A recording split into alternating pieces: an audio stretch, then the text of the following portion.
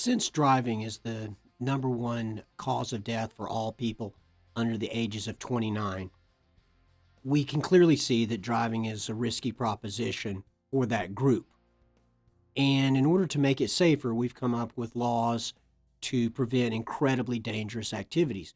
And drinking and driving is the most dangerous activity you will engage in statistically up until you're 29 years old or younger. I mean, it's just the number one cause of all death in that age group. So we've created these consequences, and yet we continue to have the problem of people drinking and driving. And this is where I get really frustrated because I begin to see that for certain people, no matter what the consequences are, they will drink and drive. And so all I can do at this point is share with you what it's going to be if you do get caught. Now, we see over here the first time you're caught, you're looking at getting a fine of up to $2,000 if you're over 21 years of age. You'll be getting to spend the night in jail for a minimum of 72 hours, and it could be up to 180 days in jail. Now, I like to think of this in a really, really realistic way, and that is, what about if you had a job in that time period? What are you going to do? I mean, you're in jail. I really doubt someone's going to hold your job until you get out of jail. In fact, that's going to be the first thing that goes. Okay? Then your license is going to be suspended for a minimum of 90 days up to a year. And this all happens simply the first time you're caught, whether you're 18 or 25. They don't really care. Okay? Now, you want to do it again? Hey, how about doubling the fine? Okay, we're going to more than double the number of days you're in jail. Hey, how about a fun-filled year in jail the second time you decide to drink and drive and you're convicted? And then this time we're going to suspend your license for 180 days to 2 years. So now try and get a job in this state where mass transit is not particularly great, and you're either going to have to take a bus or a friend is going to have to get you to a job for the next 6 months to 2 years because after you get out of jail, because you legally can't drive yourself there. Okay? Now, the other things that happens in this situation is jobs like driving someone else's vehicle in a job like a plumbing truck, or maybe you want to work for FedEx, or maybe you want to work for the post office. Not happening. Not happening. Why? Because you have a DWI on your record.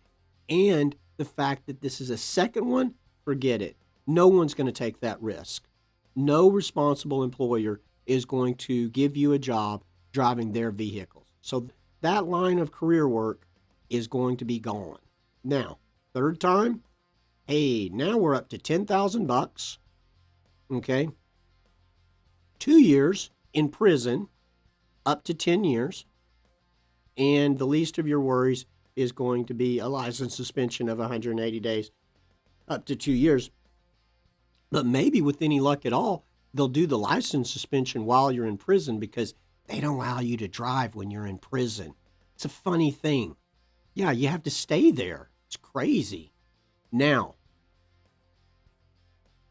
this one to me is scary, and because it's so possible. You're 19 years old. You have a 14-year-old brother or sister. You've been drinking a little bit. It's enough to affect the way you're driving. Unfortunately, you do the blood alcohol concentration test, and it's not a DUI, but it's a DWI. And you've got your little brother or sister in the car with you. That can result in a fine of up to $10,000, 180 days in jail, up to 2 years. Okay? Now, do it again, and we're going to increase how long you're going to get your license suspended. All right? The other area where I think this applies a lot is if you are 19, 20 years old and you already have a baby. they're going to lock you up for this and create a huge fine for this type of violation. Next, we've got intoxication manslaughter.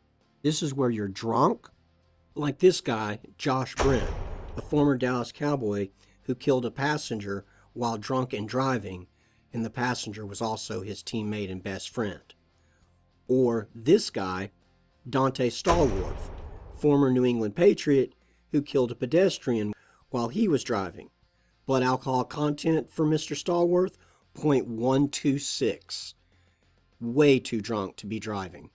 Intoxication, manslaughter, you kill someone. Okay, so you're drunk, you're driving, and you kill someone. What is this going to win you? Well, minimum you get a fine of $0, up to $10,000 fine. Minimum 2 years in prison, up to 20 years. Okay? And then again, it's saying that you can get your license suspended for 180 days, up to 2 years, but who really cares, because you're going to be in prison. Okay? Then we've got the last one, intoxication assault. And this one, again, to me, fairly possible. Because this just simply says you're drunk, you're driving, and you injure someone. So this could be you're driving along and you hit someone in another car and you injure them, like you break their arm. Now, boom, you're right back to 2 years in prison, up to 10 years. And then the license suspension is less, only 90 days up to 2 years. Or it could be something like you're driving along and a pedestrian is crossing at a crosswalk and you make a mistake, you hit them, knock them down, break their bone, and now you're looking at intoxication assault. So all of this, and if you had been sober, none of this jail time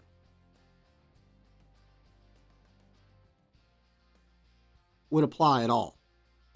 None of it. Yeah, you may get some fines for basically negligent driving, just being a bad driver, but you're not going to jail for it. You may get a license suspension on it, depending on how bad the offense is, if you injure another person while driving. But as long as you're sober, it's interpreted by the judicial system completely differently. And the punishment, the consequences, are far, far less. All I can do is educate you about these consequences and encourage you to realize this is reality. All of these are possible if you decide to drink and drive. In other words, you had just about rather do anything than get in your car drunk and drive it.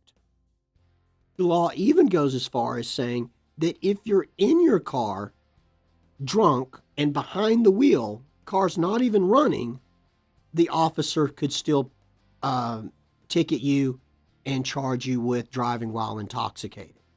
So the car is not a refuge for your drunkenness. You would rather get your public intoxication where you're asleep on the street, at a park bench, on a city bus, anything, but choosing to get behind the wheel of your car while you're intoxicated. And the law is very, very clear about it. And we live in the state where Mothers Against Drunk Driving was formed. Their national headquarters are in Irving, Texas. So we live in a state that has gone after drunk driving harshly. These are the fines and punishments, and I hope that you never face them. And it's only going to happen by you making the simple choice to never get behind the wheel of a car while you've been drinking. And my heart goes out to you because alcohol seems to be the one singular drug that encourages you to get behind the wheel of a car and drive. It makes you believe you can do it. Marijuana doesn't seem to be that way. Cocaine does not seem to be that way. Methamphetamines does not seem to be that way. Okay? But alcohol is. And all I can do is forewarn you. Best of luck with it, and realize, and particularly be aware of this one right up here. What is the maximum fine for driving while intoxicated? you're going to want to focus on this number, $2,000, if you should see it on a test later on.